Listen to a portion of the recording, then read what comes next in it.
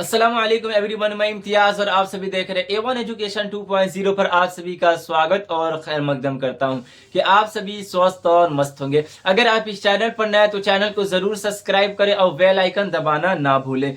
1 फरवरी 2026 60 से अधिक वर्ष के व्यक्तियों के लिए 5 बड़े बदलाव जो आप सभी के जीवन में काफी प्रभाव डालने वाली है और आप सभी को आत्मनिर्भर बनाने की कोशिश की जा रही है, क्योंकि सुप्रीम कोर्ट की तरफ से आदेश आया है, क्योंकि केंद्र सरकार पे दबाव आई है कि अब व्यक्तियों को जितने भी सीनियर सिटीजन के श्रेणी में आते हैं उन्हें आत्मनिर्भर और सम्मान के जीवन जीने का हक है। इसीलिए आप सभी उनके पेंशन में बढ़ोतरी, जो पेंशन 1 फरवरी से आप सभी के पेंशन में 500 की बढ़ोतरी होने वाली है, क्योंकि जो बजट आएगी 1 फरवरी 2026 को आने वाली है और सीतारमन जी का कहना है कि आप सभी के पेंशन में 500 की बढ़ोतरी होगी और जो आप सभी को पेंशन मिलती है वो केंद्र सरकार और राज्य सरकार मिलाकर देती है, यानी दोनों आधे आधे पैसे करके आप सभी को पेंशन देती है। तो आप सभी के पेंशन में कितनी बढ़ोतरी होने वाली है और 5 बड़े लाभ क्या होने वाले हैं, जो 5 फैक्टर है, मैं आपको पूरी जानकारी दूंगा।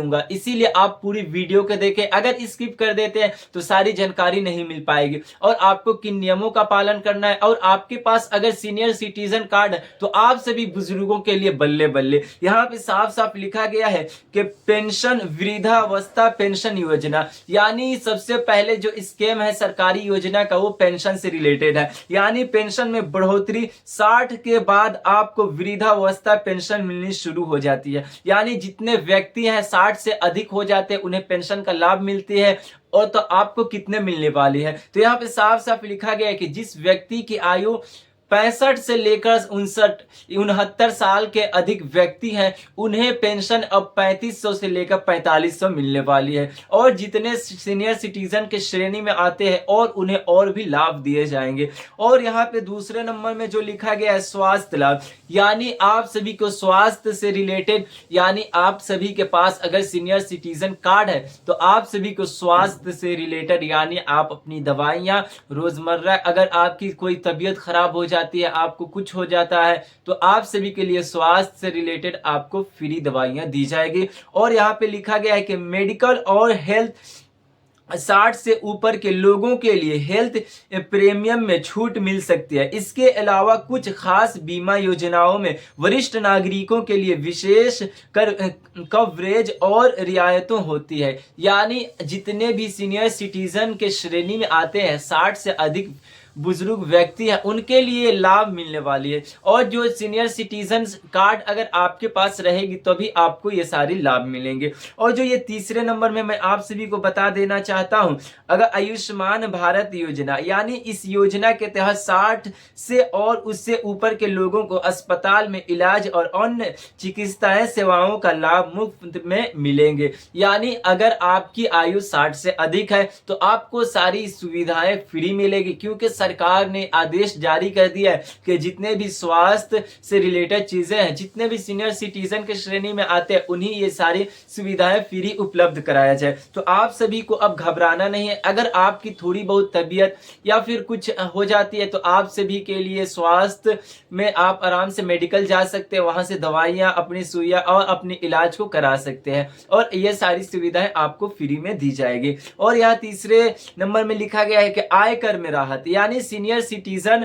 टैक्स छूट, यानी 60 से अधिक व्यक्तियों के लिए वरिष्ठ नागरिकों के ऊपर कुछ छूट मिलती है, उन्हें कम कर स्लैब मिलता है जिससे उनकी कर राशि कम हो जाती है। यानी अब आप सभी को यहाँ पे आयकर में राहत, यानी आप सभी को टैक्स नहीं देना होगा। अगर आप कोई चीज में जाते हैं, जैसे कि अगर आप बसों में सवार होकर जाते हैं या फिर ट्रेन से यात्रा करते हैं या फिर बस या फिर हवाई जहाज, तो आप में ये सारी सुविधाएं मिलेगी, आपको सारी छूट मिलेगी। जैसे कि आप सभी देख सकते हैं दिल्ली में पहले यहाँ पे बसेस फ्री चलती थी, मगर जैसे यहाँ सरकार बदली फिर यहाँ पे वैसे ही माहौल कर दिया गया। अब बिहार में भी आप जितने भी सीनियर सिटीजन के श्रेणी में आते हैं उन सभी को लिए लाभ मिलने वाली है। वहां पे भी बसेस चलाई जाएगी, वहां पे ये सारी अभी प्रोसेस में है। जैसे प्रोसेस कंप्लीट होती है आप सभी को सेवाएं प्रदान की जाएगी। और यहाँ पे साफ साफ लिखा है यात्रा पर रियायत, यानी जो व्यक्ति यात्रा करते हैं, जैसे कि आप सभी को कहीं